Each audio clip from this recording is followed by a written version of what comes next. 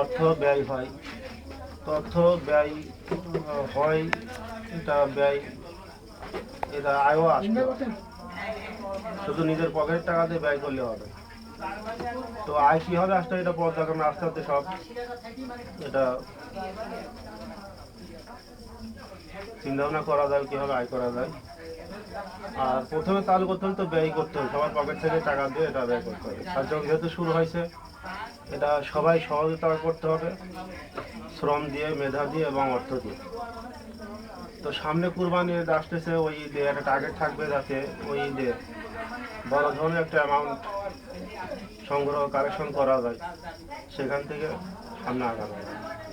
আমিও সহযোগিতা করবো, সামনে আগামী কুরবানি যত পারি সহযোগিতা করবো। আর এইটার তোমাদের কোনো কমিটি আছে কিনা তা আমি জানি না।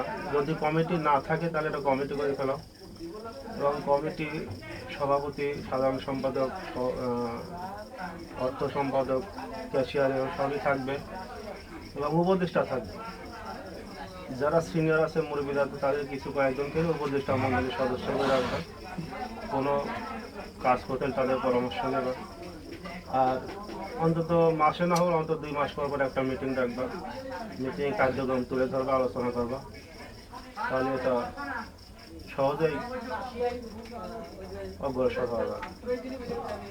আর এই ধরনের উদ্যোগ যারা নিচ্ছে তাদেরকে সবাইকে ধন্যবাদ, ভালো উদ্যোগ, এই বলে আমি বক্তব্য শেষ করছি।